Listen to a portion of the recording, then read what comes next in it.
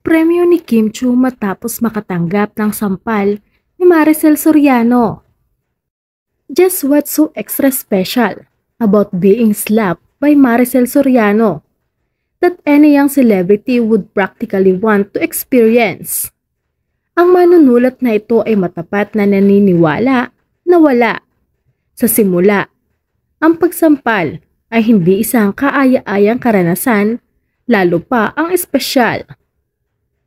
Si Kim Chu, gayunpaman, ay may ibang pananaw tungkol dito, lalo na kung siya ang tatanggap ng iconic sampal ng veteranang actress, on screen to say the least. Sa isang streaming service na ipinakita ni Linlang noong huling bahagi ng nakaraang taon, natupad ang matagal nang inaasahan ni Kim na maranasan niya ito. Pangarap ko talagang masampal ng isang nag-iisang Maricel Soriano. Para bang isang suktan na sabihing sa wakas ay dumating na siya. Pinagbigyan ni Maria ang hinihiling ni Kim.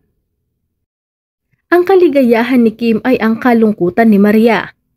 Ilang sandali matapos ang matinding sampalan, kinailangan ni Maricel na tingnan si Kim kung nasaktan siya ng husto sa proseso.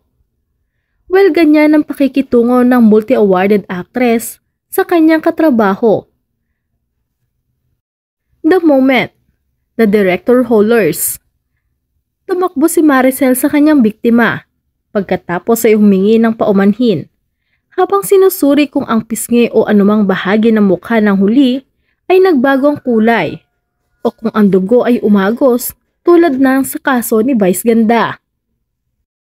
Mas swerte pa siya dahil nakatanggap siya mula kay Maricel ng 5 pares ng sapatos ni Christian Louboutin. Ang konting tulong na hinanap ko mula sa internet ay nagbibigay nito.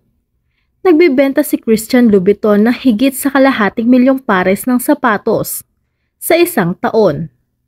Sa mga presyong mula $500 para sa mga espadrille hanggang $6,000 para sa mga super platform na pump na sakop ng maliliit at kumikinang na mga kristal.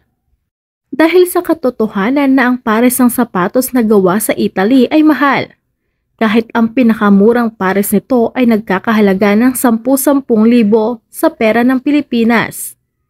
Bagamat hindi pa natutupad ni Kim ang isa pang pangarap, inaabangan niyang masampal muli si Maricel sa ibang serye. Oo, ang Chinita Princess ay dumating upang iugnay ang tatak na matinding pag-arte ni Maricel sa isang mamahaling tatak ng tsinelas. Mas maraming sampal, mas maraming branded na sapatos na may nakakagulat na ratio na 1:5.